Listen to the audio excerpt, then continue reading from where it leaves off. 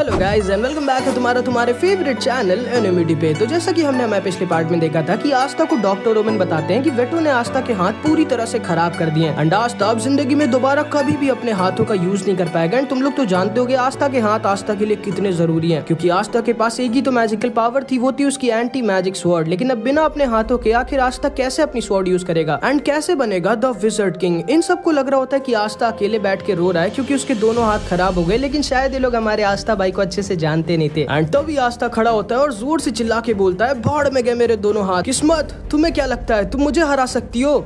नहीं, क्या हुआ अगर मेरे दोनों हाथ खराब हो गए? मैं तब भी गिव अप नहीं करने वाला एंड अब मैं और ज्यादा ट्रेनिंग करूंगा और एक दिन जरूर बनूंगा द विजर्ड किंग। इन लोगों को अपनी आंखों पर यकीन नहीं होता कि भाई आस्था कितना ज्यादा कमाल है। एंड ये लोग भी आस्था की मदद करने के लिए अपनी तरफ से पूरी मेहनत करने लगते हैं। गॉच और गॉर्डन रॉयल लाइब्रेरी में आस्था के लिए इलाज ढूंढने जाते हैं। लक और मैग्मा तो भाई डायमंड किंगडम ही चले जाते हैं वहाँ के बेस्ट डॉक्टर के पास। एंड चार्मी और ग्रे दुनिया के सबसे खतरनाक फॉरेस्ट में आस्था के लिए कुछ जड़ी बूटी लेने जाते हैं। एंड आस्था को जब ये सब पता चलता है तो वो बहुत ज्यादा खुश हो जाता है, क्योंकि उसे ये नहीं पता होता कि उसने इतने अच्छे दोस्त बना लिए हैं। एंड अब हम लोग थोड़े महीनों पहले का सीन देखते हैं जब आस्था अपने मैजिक नाइट एंट्रेंस एग्जाम के लिए ट्रेनिंग कर रहा था। एंड तभी इसकी तरफ एक नंगा आदमी भागते हुए आता है। बचाओ मुझे। एंड आस्था इसको बचा लेता है। ओह थैंक यू भाई, वो खाना तुम्हारा है क्या? हाँ, लेकिन आप नंगे क्यों अंकल? मैं खा सकता हूँ क्या इसे? आप ऑलरेडी खा रहे हो। वाह क्या टेस्टी खाना है, थैंक यू आस्था। वो सब तो ठीक है, लेकिन आपने मुझे बताया नहीं कि आप इस जंगल में नंगे क्यों घूम रहे हो? वो मैं मछलियाँ पकड़ रहा था, लेकिन तभी वो सुअर मेरे पीछे पड़ गया था। फिर आस्था और ये आदमी इसके घर जाते हैं। ये घर आपका है अंकल? नहीं पता नहीं किसका है, मैं तो बस ऐसे ही रुका हुआ हूँ। हैं? वैसे आपका नाम क्या है अंकल? अंकल मत बुलाओ यार, मैं बस 40 साल का हूँ और मेरा नाम फांजल है। अच्छा, आप यहाँ पे क्यों रुके हुए हो? वो असल में मैं यहाँ पे रुक के किसी का इंतजार कर रहा हूँ। ओह अच्छा, वैसे आस्था तुम चाहो तो आज मेरे साथ इसी घर में रुक सकते हो, वैसे भी काफी रात हो गई है। लेकिन तभी आस्था सोचता है उसे इस अनजान आदमी के साथ रुकना चाहिए या नहीं। चुपचाप वहाँ से भाग जाओ आस्था, क्या पता है तुम्हें किडनैप कर ले। आप मुझे किडनैप तो नहीं करोगे ना? नहीं, ठीक है फिर तब मैं रुक जाता हूँ। अगले दिन हम देखते हैं आस्था ट्रेनिंग कर रहा होता है, लेकिन आस्था को बिल्कुल भी स्वॉर्ड चलानी नहीं आती। ऐसे नहीं आस्था, अपनी स्वॉर्ड को ठीक अपने मुंह के सामने पकड़ो और अपने राइट पैर को अपने लेफ्ट पैर से 2 कदम आगे रखो, फिर अपनी स्वॉर्ड को स्विंग करो। और जब आस्था जैसे फांजल ने बताया होता है वैसे करता है तो आस्था पहली बार अपनी स्वॉर्ड को सही से चला पाता है। गजब, आप तो कमाल हो अंकल, आपको स्वॉर्ड चलाना आता है क्या? एंड फिर फांजल आस्था को अपना स्वॉर्ड मैजिक दिखाता है। असल में मैं एक टीचर था आस्था, मैंने बहुत सारे बच्चों को ट्रेनिंग दी है। ओह गजब, आप मेरे भी टीचर बन सकते हो क्या? प्लीज मुझे स्वॉर्ड चलाना सिखा दीजिए। हाँ ठीक है, लेकिन पहले मुझे ये बताओ कि तुम स्वॉर्ड चलाना सीखना क्यों चाहते हो? क्योंकि मैं एक दिन विजर्ड किंग बनना चाहता हूँ, जिसके लिए पहले मुझे एक मैजिक नाइट बनना होगा। जिसको सुन के फांजल खुश हो जाता है। ठीक है, मैं तुम्हें सिखाऊंगा, लेकिन तुम्हें मुझसे एक वादा करना होगा। क्या अंकल? कि तुम हमेशा अपनी स्वॉर्ड को अपने से कमजोर लोगों की मदद करने के लिए उठाओगे, कभी भी उनके खिलाफ नहीं। इस चीज का मुझे वादा करने का जरूरत नहीं, लेकिन ठीक है फिर भी मैं वादा करता हूँ। ठीक है फिर। एंड फिर फांजल ही आस्था को पूरा स्वॉर्ड चलाना सिखाता है एंड आस्था स्वॉर्ड फाइट में बहुत अच्छा हो जाता है। फिर थोड़े दिनों बाद हम देखते हैं मैरिल इन लोगों के पास आती है, जिसके लिए फांजल यहाँ पे रुक के इतने दिनों से इंतजार कर रहा था। मैरिल तुम आ गई। ये कौन है अंकल? ये मेरी एक स्टूडेंट है आस्था, ये मेरी वाइफ को ढूंढने में मेरी मदद कर रही है। एंड फिर फांजल आस्था को अपने बारे में बताता है। फांजल असल में डायमंड किंगडम का बेस्ट टीचर था, जो डायमंड किंगडम से अपनी वाइफ के साथ भाग गया होता है और यहाँ क्लोवर किंगडम आ गया होता है। इसके पीछे 100 से भी ज्यादा डायमंड किंगडम के असैसिन्स पड़े हैं जो इसको पकड़ना चाहते हैं। एंड एक दिन उन असैसिन से बचने के चक्कर में ये और इसकी वाइफ अलग हो गए होते हैं। एंड तब से इसकी स्टूडेंट मैरिल इसकी वाइफ को ढूंढ रही है। मेरे पीछे 100 से भी ज्यादा डायमंड किंगडम के असैसिन्स पड़े हैं आस्था, इसीलिए मुझे ना चाहते हुए भी छुप के रहना पड़ रहा है। लेकिन तभी मैरिल फांजल से बोलती है, सर मुझे नहीं लगता कि मिस डोमिना जिंदा बची है। क्या बोल रही हो तुम मैरिल? ये रही आपकी वाइफ की मैजिक वॉन्ड, मुझे ये जंगलों में मिली थी और इसके साथ ढेर सारा खून भी। जिसको सुन के फांजल बहुत दुखी हो जाता है एंड अकेले अपने कमरे में जाके रोने लगता है। लेकिन तभी इसकी स्टूडेंट मैरिल इसके पास आ जाती है। मैं बस एक और बार अपनी वाइफ डोमिना को देखना चाहता हूँ, मैं आपकी मदद कर सकती हूँ सर। एंड तभी मैरिल फांजल के अंदर अपना डैगर घुसेड़ देती है। ये तुम क्या कर रही हो मैरिल? एंड तभी डायमंड किंगडम के असैसिन्स इसे आके घेर लेते हैं। तुमने ऐसा क्यों किया मैरिल? आपको ये समझ जाना चाहिए सर, हम लोग कुछ भी कि डायमंड किंगडम के असैसिन से नहीं बच सकते, इसीलिए मुझे आपको धोखा देना पड़ा ताकि मैं अभी आपकी वाइफ की तरह मारी ना जाऊं। और चिंता मत करिए, आपको असैसिन्स नहीं मारेंगे, क्योंकि आपको वापस जाके एक लड़के मार्स को ट्रेनिंग देनी है। एंड मार्स तो तुम लोगों को याद ही होगा भाई। एंड फांजल समझ जाता है कि अब वो कुछ भी नहीं कर सकता, लेकिन तभी वहाँ पर आस्था अपनी स्वॉर्ड लेके आ जाता है। आप ठीक तो ना अंकल? नहीं आस्था, भाग जाओ यहाँ से, तुम्हें मुझे बचाने की कोई जरूरत नहीं। अब मैं खुद जिंदा नहीं रहना चाहता, मुझे कोई रीजन नहीं दिख रहा है जिंदा रहने का। मुझे ये तक नहीं पता कि अब मेरी वाइफ डोमिना जिंदा है भी कि नहीं। मैं थक चुका हूँ भाग भाग के। क्या बोल रहे हो अंकल? जिंदा रहने के लिए किसी रीजन की जरूरत नहीं होती और आपके पास तो रीजन है। अभी आपको पक्के से थोड़ी पता है कि आपकी वाइफ मर चुकी है, क्या पता वो जिंदा हो और आपका इंतजार कर रही हो। किसी को भी नहीं पता होता कि उनके ड्रीम्स सच होंगे कि नहीं, लेकिन इसका ये मतलब नहीं कि हम हमारे ड्रीम्स पे गिव अप कर दें। जिसको सुनते ही फांजल की आंखें खुल जाती है एंड फांजल भी तैयार हो जाता है लड़ने के लिए। Thank you Aastha. एंड फांजल एक ही बार में 10 से 11 असैसिन्स को निपटा देता है एंड ये बाकी के असैसिन्स इन्हें घेर लेते हैं। रुक जाओ तुम सब, अभी हम सबको यहाँ से रिट्रीट करना चाहिए। तुम भाग क्यों रही हो? मैं जानती हूँ इतने लोग काफी नहीं है हमारे सर को पकड़ने के लिए, लेकिन आप चिंता मत करिए, एक दिन मैं आपको जरूर पकड़ूंगी। एंड फिर ये सब वहाँ से चले जाते हैं एंड इसके बाद हम देखते हैं फांजल भी वहाँ से जाने लगता है। आपको सच में मेरी मदद की जरूरत नहीं है अंकल? नहीं आस्था, तुमने ऑलरेडी मेरी बहुत मदद कर दी है। मैं समझ चुका हूँ, मैं तब तक गिव अप नहीं करने वाला जब तक मैं अपनी वाइफ को ढूंढ न लूं। एक बार फिर से थैंक यू आस्था। एंड फिर फांजल वहाँ से जाने लगता है। आस्था, मुझे यकीन है कि तुम अपने मैजिक नाइट एंट्रेंस एग्जाम में पास होगे। Bye bye. Bye uncle. And फिर फांजल वहाँ से चला जाता है। फिर हम थोड़े महीनों बाद का सीन देखते हैं जब आस्था ब्लैक बुल्स ज्वाइन कर लिया होता है एंड नोएल ऐसी बाहर गार्डन में घूम रही होती है, लेकिन तभी फांजल इसके पास भी दंगा आ जाता है। सुनो बच्ची। हाँ, नोएल इसको देख के तुरंत ही वापस अपने बेस पे भागती है एंड यामी सर के पीछे जाके छुप जाती है। एंड फांजल भी इसके पीछे पीछे ब्लैक बुल स्क्वाड के बेस में घुस जाता है, जहाँ पे ब्लैक बुल्स वाले बढ़िया से इसका स्वागत करते हैं। अरे मेरी बात तो सुनो, अब तुम्हारी बात सीधे पुलिस सुनेगी। फिनरल, पुलिस को फोन करो। ओके यामी सर। अरे मेरी बात तो सुनो कोई। हाँ अंकल, आप यहाँ क्या कर रहे हो? एंड तभी वहाँ पर आस्था आ जाता है। अरे वाह आस्था, तुम एक मैजिक नाइट बनी गए। एंड फिर ये लोग फांजल को छोड़ देते हैं एंड तब ये सबको बताता है कि इसके सारे कपड़े चोरी हो गए थे। ओए, मुझे ऐसा क्यों लग रहा है कि मैं तुमसे पहले मिल चुका हूँ? नहीं तो। वैसे नोएल, मुझे तुमसे ये पूछना था कि ये वॉन्ड तुम्हें कहाँ से मिली? मैं पक्के से बता सकता हूँ कि ये मेरी वाइफ डोमिना ने ही बनाई है। डोमिना? लेकिन मुझे तो ये ब्लैक मार्केट पे कोड नाम की औरत ने दिया है। हाँ, मेरी वाइफ का नाम डोमिना कोड ही है। एंड फांजल खुशी के मारे रोने लगता है क्योंकि फाइनली उसको उसकी वाइफ मिल गई होती है। Congrats uncle. फिनरल, इसको तुरंत ब्लैक मार्केट लेके जाओ। लेकिन तभी अचानक से इन लोगों के बेस पे कोई अटैक कर देता है। अरे नहीं, लगता है डायमंड किंगडम के असैसिन्स ने मुझे ढूंढ लिया। अब इन सालों को मैं छोड़ूंगा नहीं। एंड इधर हम मैरिल और इनकी पूरी डायमंड किंगडम की असैसिन आर्मी को देखते हैं, जिनको पता ही नहीं होता कि इन लोगों ने कहां पर अटैक कर दिया है। सर, आप जल्दी से मुझे ब्लैक मार्केट भेजिए, मुझे पता है कि डोमिना कहाँ है, मैं उन्हें लेके आती हूँ। एंड ये आदमी अपना टेलीपोर्टेशन मैजिक यूज करता है एंड मैरिल भी ब्लैक मार्केट चली जाती है। एंड इधर हम देखते हैं ब्लैक बुल्स के बेस के आसपास नोएल एक वाटर बैरियर बना देती है। इन्हें लगता है कि एक मामूली से वाटर बैरियर से खुद को हम 100 से भी ज्यादा असैसिन से बचा सकते हैं। सारे लोग अटैक करो। ये सारे डायमंड किंगडम के असैसिन्स इनके ऊपर अटैक कर देते हैं, लेकिन तभी बाहर निकल आते हैं लक और मैग्मा। इतने सारे सोल्जर्स, अब मजा आएगी। किसने मेरे बेस पे अटैक किया बे? Dark magic, dark slash. And black bulls वाले लोगों को कुत्ता बना के मारने लगते हैं। अरे बाप रे, ये तो पागलों की स्क्वाड ब्लैक बुल्स है। एक मिनट, अब मैं समझा, इन लोगों ने वाटर बैरियर हमसे बचने के लिए नहीं, इनके बेस को खुद से बचाने के लिए बनाया है। सही कहा। एंड तभी इनके कमांडर को ग्रे पकड़ लेता है। एंड इधर हम देखते हैं फांजल और इसकी वाइफ फाइनली इतने महीनों बाद मिलते हैं। इसकी वाइफ बढ़िया से बैंड बजा रही होती है फांजल की। इतना टाइम लग गया तुम्हें मुझे ढूंढने में, आलसी आदमी। तो मुझे तुम्हारी बहुत याद आई फांजल। एंड तभी वहाँ पर मैरिल भी आ जाती है। अंकल, ये धोखेबाज लड़की यहीं पे? नहीं आस्था, मैरिल धोखेबाज नहीं है। मैं कोई धोखेबाज नहीं हूँ, मैं बस सही मौके का इंतजार कर रही थी। आज जब मैंने देखा कि टीचर ब्लैक बुल्स के बेस पे हैं, तभी मैंने अपने सारे के सारे असैसिन्स के साथ तुम्हारे बेस पे अटैक करवा दिया, क्योंकि मुझे पता है तुम्हारे कैप्टन यामी अकेले ही पूरी असैसिन आर्मी को हरा सकते हैं। और अब तक तो सारे के सारे हार भी गए होंगे, जिसका मतलब है कि अब आप दोनों सेफ हैं। एंड मैरिल को बिल्कुल सही लगा होता है, इन सब ने मिलकर सारे डायमंड किंगडम के असैसिन्स को पकड़ लिया होता है। एंड अभी जाके कैप्टन यामी को याद आता है कि फांजल कौन था। अरे हाँ, याद आया, वो आदमी फांजल क्रूगर था, एक टाइम का डायमंड किंगडम का स्ट्रॉन्गेस्ट जनरल। इसका मतलब है कि हमने डायमंड किंगडम के जनरल की मदद की है यामी सर।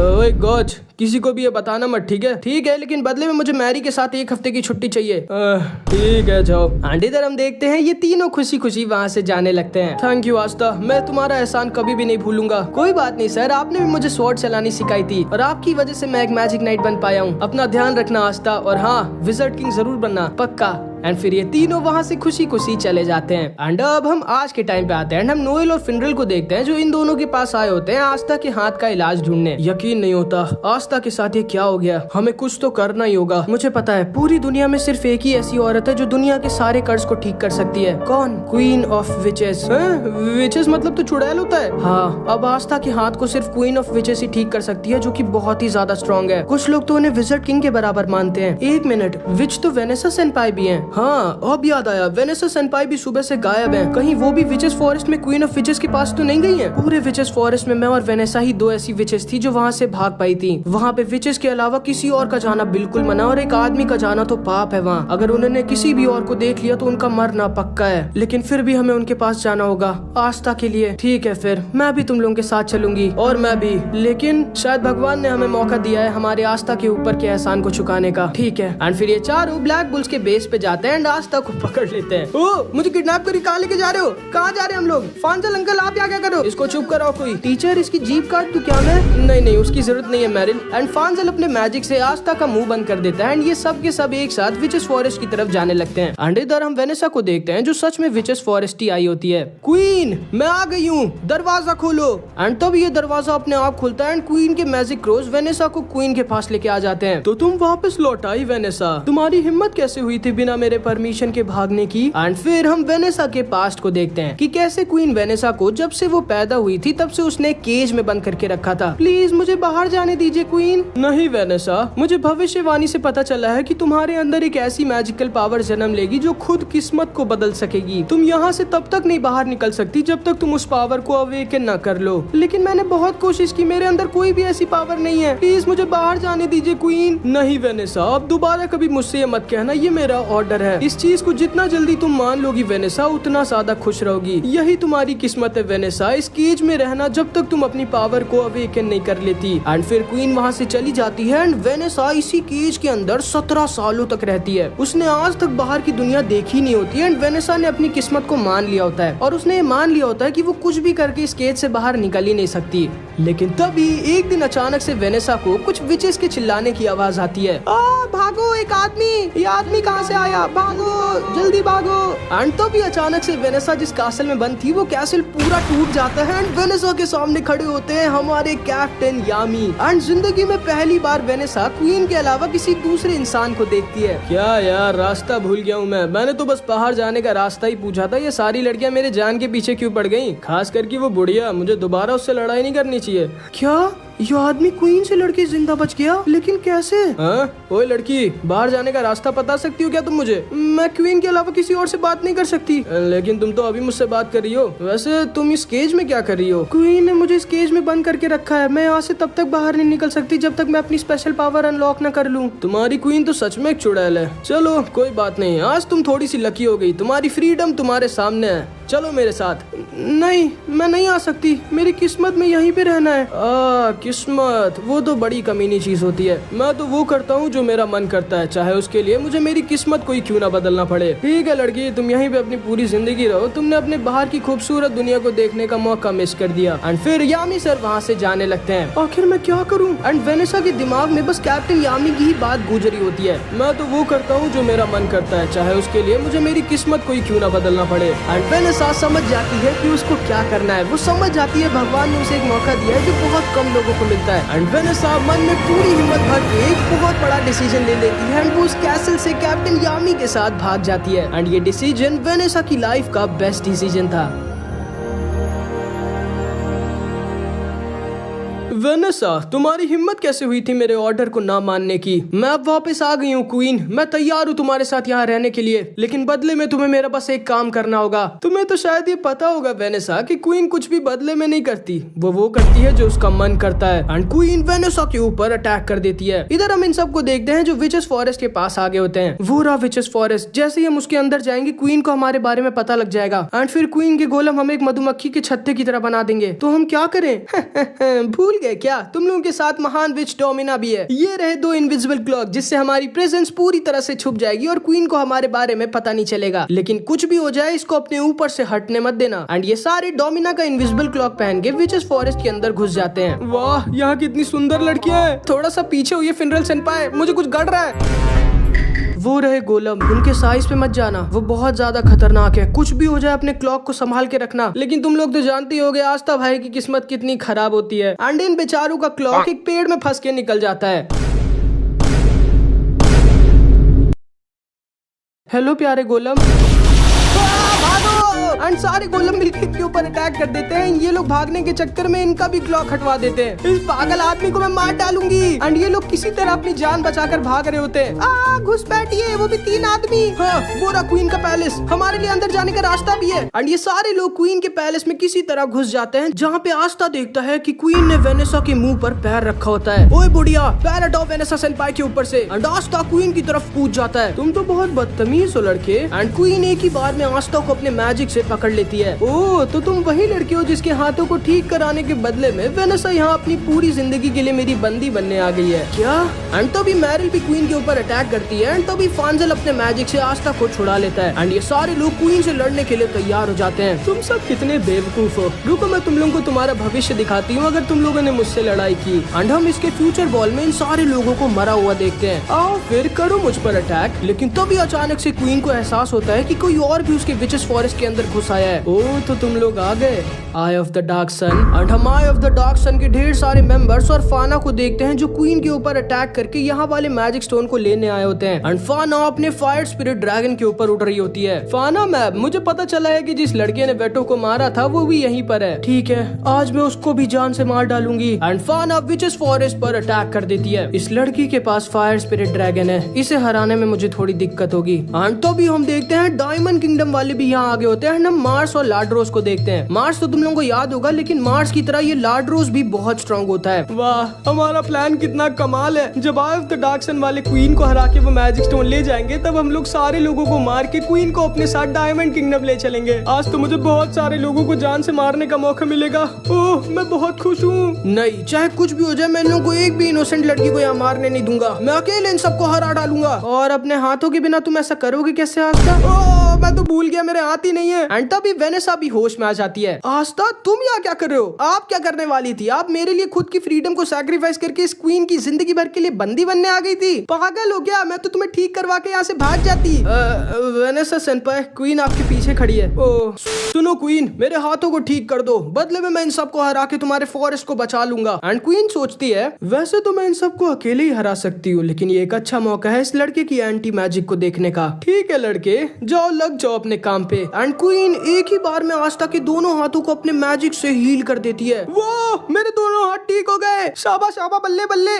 उल्टा बोल रहा हूँ क्या मैं? एंड ये तीनों भी आस्था को देख के बहुत खुश हो जाते हैं। फिर ये सारे लोग तैयार हो जाते हैं डायमंड किंगडम और आई ऑफ द डार्क सन वालों से एक साथ लड़ने के लिए। आस्था, मैं, डोमिनो और मारिल डायमंड किंगडम वालों के पास जा रहे हैं। तुम जाके इस फाना को संभालो, क्योंकि हम लोग इससे नहीं लड़ सकते। ठीक है अंकल, लेकिन पहले कुछ कपड़ा पहन लीजिए। एंड इधर हम देखते हैं आई ऑफ द डार्क सन वाले विचेस फॉरेस्ट की बहुत सारी लड़कियों को बंदी बना लेते हैं। लेकिन तभी वहाँ पर आस्था आके इसको बचा लेता है। तुम ठीक तो ना लड़की? इस गंदे से लड़के ने मुझे टच किया। अरे बड़ी बदतमीज लड़कियां यहाँ पे। एंड फिर आस्था, वेनेसा और फिनरल अकेले आई ऑफ द डार्क सन के सारे मेंबर्स को हरा देते हैं। लेकिन तभी फाना के ऊपर अटैक कर देती है, जिसको आस्था डिफ्लेक्ट करके वापस फाना के ऊपर भेज देता है। इधर हम देखते हैं फांजल और ये दोनों अकेले पूरे डायमंड किंगडम की आर्मी से अकेले लड़ने लगते हैं। एंड फांजल अकेले पूरी डायमंड किंगडम की आर्मी पे भारी पड़ रहा होता है। अरे कौन है ये आदमी? इनको नहीं पहचान रहे तुम लोग? ये मेरे और मार्स के टीचर, डायमंड किंगडम के एक टाइम के स्ट्रॉन्गेस्ट जनरल फांजल क्रूगर हैं, जो डायमंड किंगडम को धोखा देके भाग गए थे। सही पहचाना तुमने लाड्रोस, इसलिए अपने टीचर की बात मानो और वापस लौट जाओ।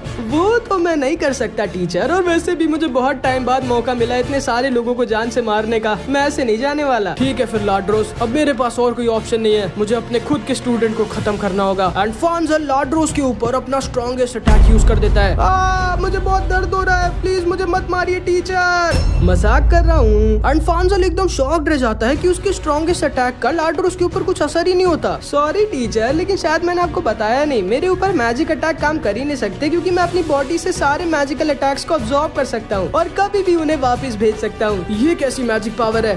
वैसे टीचर, वो नीचे आपकी वाइफ डोमिना है ना, देखते हैं आप उन्हें बचा पाते हो कि नहीं।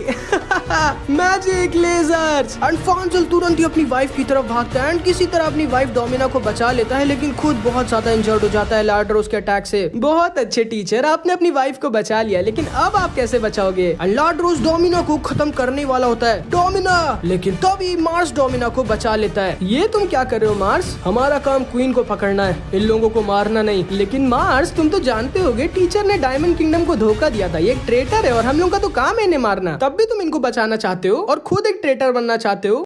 हाँ फाइनली आज मुझे मौका मिल ही गया तुम्हें मारने का। मैं हमेशा से तुम्हें मारना चाहता था। एंड लॉर्ड रोज फिर मार्स और इन सब के ऊपर अटैक कर देता है एंड ये चारों किसी तरह मार्स से बच के भागते हैं। अब हम क्या करें मार्स, हम लोग लॉर्ड रोज को कुछ भी करके नहीं हरा सकते। वो सारे मैजिकल अटैक्स को एब्जॉर्ब कर सकते हैं और जितना मैजिक को एब्जॉर्ब करेगा उतना ही ज्यादा स्ट्रॉन्ग होता जाएगा। लेकिन हाँ, लॉर्ड रोज को हराने का सिर्फ एक ही तरीका है। क्या? Anti magic. Anti magic? हमें इसको तुरंत ही आस्था के पास लेके जाना होगा। आस्था? वो यहीं पे है क्या? हाँ, मेरे पीछे आओ। एंड फिर ये लोग लॉर्ड रोज को अपने पीछे पीछे लेके आस्था के पास जाने लगते हैं। एंड इधर हम फाना को देखते हैं जो अपने ओरिजिनल फॉर्म में आ गई होती है एंड इसके आसपास इतनी ज्यादा गर्मी होती है कि इनका कोई भी अटैक इसके ऊपर काम ही नहीं कर रहा होता। एंड अगर आस्था इसके ज्यादा पास गया तो वो तुरंत ही भस्म हो जाएगा। अब हम क्या कर सकते हैं? इसे हराने का कोई तरीका ही नहीं है क्योंकि हम लोग तो इसके आस पास भी नहीं जा सकते। एंड फाना को अभी सिर्फ अपना पास्ट याद आ रहा होता है जब इंसानों ने लाइट और इन सबको धोखा दिया था। एंड हम तो फर्स्ट विजिट किंग की भी झलक को देखते हैं। तुम इंसानों को मैं छोड़ूंगी नहीं। अरे पहले बताओ तो हम लोगों ने किया क्या है पागल लड़की। एंड फाना इन लोगों की तरफ आगे बढ़ने लगती है एंड ये सारे के सारे लोग मारे जाते हैं अगर सही टाइम पे नोएल वहाँ पे ना आई होती। लेकिन इसका ड्रैगन इतना ज्यादा गर्म होता है कि नोएल के वाटर बैरियर का तुरंत ही पूरा पानी भाप बन जाता है एंड ये सारे लोग किसी तरह अपनी जान बचा के भागते हैं। लेकिन तभी आस्था नोएल से बोलता है, नोएल अपना स्ट्रॉन्गेस्ट अटैक यूज करो, अभी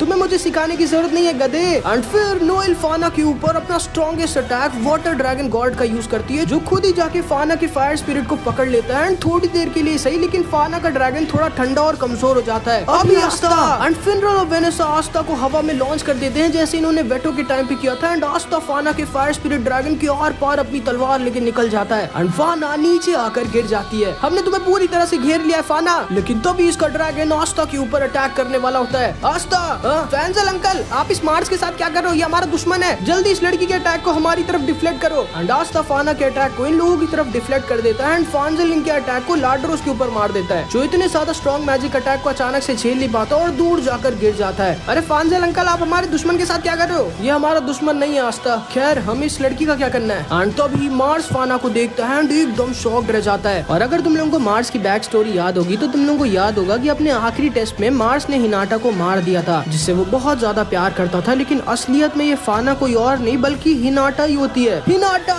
एंड फाना को भी अचानक से उसका असली नाम सुन के थोड़ा सा अजीब सा लगता है एंड उसको अपने पास्ट की थोड़ी सी झलक दिखती है। हिनाटा पहचानो मुझे, मैं मार्स हूँ, मैं तुम्हें नहीं जानती। एंड फाना मार्स के ऊपर अटैक करने लगती है लेकिन मार्स इसका अटैक को डॉज नहीं कर रहा होता। ये क्या कर रहे हो तुम? मैंने हिनाटा को धोखा दिया था, मुझे कोई फर्क नहीं पड़ता अगर हिनाटा मुझे जान से मार भी दे। तभी आस्था मार्स को एक जोर का तमाचा मार देता है। पागल हो गया तुम? अगर तुम हिनाटा से प्यार करते हो तो ये तुम्हारी जिम्मेदारी उसे बचाने की, ना तो खुद मरने की। एंड मार्स समझ जाता है कि आस्था सही कह रहा है। तुम सही कह रहे हो आस्था। हिनाटा मुझे पहचानो, दूर रहो मुझसे। एंड ये दोनों किसी तरह फाना की तरफ बढ़ने लगते हैं एंड दोनों गर्मी के मारे जलने लगते हैं। लेकिन तभी मार्स अपना फायर हीलिंग मैजिक यूज करता है एंड ये दोनों ठीक हो जाते हैं। एंड तभी आस्था अपनी स्वॉर्ड से हिनाटा के फायर स्पिरिट ड्रैगन को खत्म कर देता है एंड तभी मार्स जाके हिनाटा को गले लगा लेता है। प्लीज मुझे माफ कर दो हिनाटा, मुझे याद करो हमने एक दूसरे से प्रॉमिस किया था कि हम दोनों साथ में पूरी दुनिया देखेंगे। एंड तभी हिनाटा जोर से चिल्लाने लगती है एंड तभी हिनाटा की थर्ड आई गायब हो जाती है एंड तभी हिनाटा होश में आ जाती है एंड उसको अपनी सारी मेमोरीज याद आ जाती हैं। अरे मार्स तुम इतने बड़े कैसे हो गए? जिसको सुनते ही मार्स रोने लगता है एंड ये दोनों एक दूसरे को गले लगा लेते हैं। एंड असलियत में जब हिनाटा को मार्स ने मार दिया था और वो वहाँ से चला गया था तब हिनाटा मरी नहीं थी। तभी वहाँ पर लाइट आ गया था जिसने हिनाटा को हील करके उसको फाना की मेमोरीज दे दी थी एंड उसके साथ ही हिनाटा को एक फायर स्पिरिट ड्रैगन भी दे दिया था। मैं तुम दोनों के लिए बहुत खुश हूँ मार्स, हिनाटा। एंड ये सारे के सारे लोग बहुत खुश होते हैं लेकिन तभी अचानक से इन लोगों के ऊपर बहुत सारे लेजर अटैक्स आ जाते हैं। बचो सब! एंड उन लेजर अटैक से ये सारे के सारे लोग बहुत इंजर्ड हो जाते हैं एंड मार्स भी हिनाटा को बचाने के चक्कर में बहुत इंजर्ड हो जाता है। एंड असलियत में लाड्रोस अभी तक मरा नहीं होता। वो इन सब के पास आके दोबारा से इन लोगों के ऊपर अटैक कर देता है लेकिन आस्था इन सबको किसी तरह बचा लेता है एंड लाड्रोस के ऊपर अपनी स्वॉर्ड फेंक देता है जो सीधे जाके लाड्रोस के सीने के अंदर घुस जाती है। ये क्या? मैं इसके मैजिक को अब्सॉर्ब क्यों नहीं कर पा रहा? इसकी स्वॉर्ड तो उल्टा मेरा मैजिक अब्सॉर्ब कर रही है। एंड क्योंकि आस्था की स्वॉर्ड ने उसका सारा मैजिक अब्सॉर्ब कर लिया होता है इसलिए लाड्रोस नीचे आकर गिर जाता है। अरे नहीं, शायद ये वही एंटी मैजिक वाला लड़का है जिससे मुझे दूर रहने के लिए कहा गया है। चुपचाप सरेंडर कर दो तुम्हारा जो भी नाम है, मुझे जल्दी कुछ करना होगा, मुझे मैजिक चाहिए, ढेर सारा मैजिक। अरे हाँ, एंड तभी लाड्रोस जाके फाना को पकड़ लेता है। छोड़ो मुझे। छोड़ दूंगा लेकिन पहले मुझे वो फायर स्पिरिट चाहिए जो तुम्हारे अंदर है। अब जल्दी अपने फायर स्पिरिट का यूज करो वरना मैं तुम्हारे प्यारे मार्स को मार डालूंगा। एंड लाड्रोस मार्स के ऊपर अटैक कर देता है जिसे बचाने के लिए हिनाटा अपने फायर स्पिरिट का यूज कर देती है। एंड क्योंकि पहले से हिनाटा का फायर स्पिरिट कमजोर हो गया था, इसीलिए लॉर्ड रोज पूरे के पूरे फायर स्पिरिट को एब्जॉर्ब कर लेता है एंड बन जाता है एक डेमी गॉड। एंड जब एक ह्यूमन किसी स्पिरिट के साथ पूरी तरह से मर्ज हो जाता है तो वो खुद एक डेमी गॉड बन जाता है, जिसके पास अनलिमिटेड पावर होती है। एंड ये लोग एक कैप्टन के लेवल से भी ज्यादा स्ट्रॉन्ग हो जाते हैं। आस्था इसकी तरफ भागता है, लेकिन तभी लाड्रो से कितना स्ट्रॉन्ग और फास्ट अटैक यूज करता है जिसको आस्था अपनी की तक से डॉज नहीं कर पाता है। एंड लाड्रोस का अटैक आस्था के दिल के आर पार निकल जाता है एंड आस्था बहुत ज्यादा इंजर्ड हो जाता है। फाइनली मैं इतना स्ट्रॉन्ग हो गया हूँ कि अब पूरे डायमंड किंगडम पे अकेले कब्जा कर सकता हूँ, लेकिन पहले मैं तुम्हें मारूंगा। एंड लॉर्ड रोज आस्था को बहुत ज्यादा इंजर्ड कर देता है एंड आस्था जमीन पर गिर जाता है। एंड अगर जल्दी कुछ नहीं किया गया तो आस्था मारा जाएगा। एंड तभी इधर हम क्वीन को देखते हैं। हाँ, मानना पड़ेगा ये लड़का इतना भी ज्यादा वीक नहीं है, लेकिन अब टाइम आ चुका है कि तुम अपना असली चेहरा सबको दिखाओ।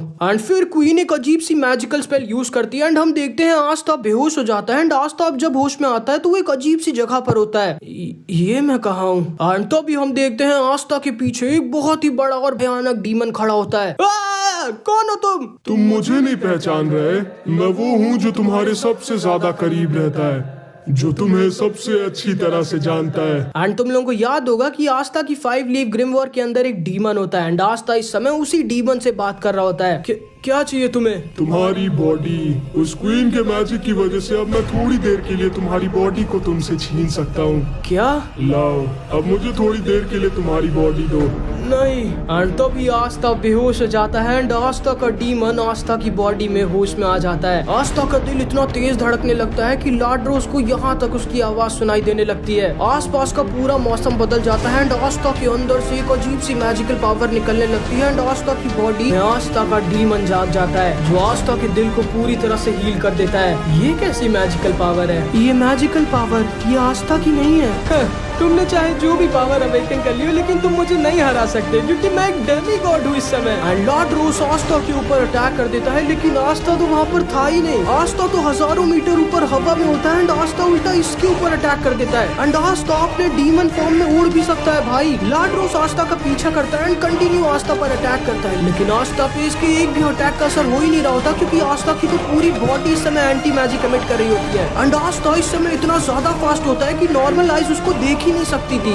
ये क्या हो रहा है? ये लड़का मुझसे भी ज्यादा फास्ट कैसे है? मैं तो एक डेमी गॉड हूँ। एंड तभी आस्था लॉर्ड रोज को पकड़ लेता है, नीचे जमीन पर फेंक देता है एंड लॉर्ड रोज किसी तरह बचता है। ये क्या हो रहा है? लेकिन तभी लॉर्ड रोज देखता है आस्था इसकी तरफ अपनी स्वॉर्ड लेके आगे बढ़ रहा होता है। लॉर्ड रोज समझ जाता है कि नहीं, ये कोई मामूली लड़का नहीं है इस समय, ये अभी कोई और ही है, कोई बहुत ज्यादा खतरनाक। लॉर्ड रोज अपना स्ट्रॉन्गेस्ट अटैक इसके ऊपर यूज करता है, लेकिन आस्था तो वहाँ था ही नहीं। आस्था तो लॉर्ड रोज के ठीक ऊपर होता है। ये दोबारा से अपना अटैक यूज करता है, लेकिन आस्था के ऊपर इसके फायर अटैक्स का कुछ असर ही नहीं हो रहा होता। एंड आस्था इसके पीछे पीछे आने लगता है एंड अब भाई लॉर्ड रोज कुत्तों की तरह भागता है, जितना तेज वो भाग सकता था। लेकिन आस्था के डीमन लॉर्ड रोज को कहाँ छोड़ने वाला था। लॉर्ड रोज डर के मारे जोर से चिल्लाता है, दूर रहो मुझसे। आखिर कैसे? तुम मुझसे ज्यादा स्ट्रॉन्ग कैसे हो? मैं तो एक डेमी गॉड हूँ। हाँ, सही कहा तुमने बेवकूफ आदमी, तुम एक डेमी गॉड हो और बहुत ज्यादा स्ट्रॉन्ग हो, लेकिन तुम्हें जो अभी खत्म करने वाला है वो खुद एक डीमन है, जिसको खुद गॉड के अलावा कोई मार ही नहीं सकता। नहीं। एंड आस्था अपनी तलवार को लॉर्ड रोज के आर पार निकाल देता है एंड लॉर्ड रोज के अंदर के फायर स्पिरिट को जान से मार देता है एंड लॉर्ड रोज नीचे आकर गिरने लगता है एंड आस्था के डीमन ने एक तरफा एक डेमी गॉड को हरा दिया होता है भाई। मतलब तुम लोग समझ पा रहे हो आस्था कितना ज्यादा स्ट्रॉन्ग है इस समय। एंड तभी आस्था का डीमन लॉर्ड रोज की तरफ आगे बढ़ता है उसको पूरी तरह से खत्म करने के लिए। नहीं, आखिर कौन है ये मेरा आस्था नहीं है। ठीक है, मैं तैयार हूँ मरने के लिए। लेकिन तभी आस्था होश में आ जाता है। अरे तुम अपने आप कैसे हार गए? इसको सुन के लॉर्ड रोज पागल हो जाता है एंड जोर जोर से हंसने लगता है। एंड यहाँ पे हमारा पार्ट 14 खत्म हो जाता है। एंड आई नो भाई पार्ट 14 काफी ज्यादा लेट हो गया, प्लीज मुझे फिर से माफ कर दो। असल में बहुत सारे रीजन है भाई। पहला तो असल में मेरी तबियत बहुत खराब है, दूसरा मेरे एग्जाम्स चल रहे हैं एंड तीसरा मेरा बहुत ज्यादा टाइम इस वीडियो को बनाने में लग गया, जिसको अगर तुम लोग ने नहीं देखा है तो तुरंत जाके देख लो, बहुत मस्त आने में। प्लीज थोड़ा सा वेट कर लिया करो अपने एनिमिटी भाई के लिए। जब भी मैं किसी का कमेंट पढ़ता हूँ ना कि भाई आप बहुत लेट कर रहे थे तो मैंने दूसरी जगह देख लिया, मेरा दिल टूट जाता है भाई। लेकिन चिंता मत करो भाई तुम लोग, अगला पार्ट बहुत जल्दी आएगा एंड अगला पार्ट बहुत मस्त होगा पक्का, ठीक है। लेकिन अगला पार्ट तब आएगा जब इस वीडियो पे 5000 कमेंट्स आ जाएंगे, ठीक है। तो मिलते हैं अगली वीडियो में, तब तक के लिए अपना ख्याल रखना, बाय बाय।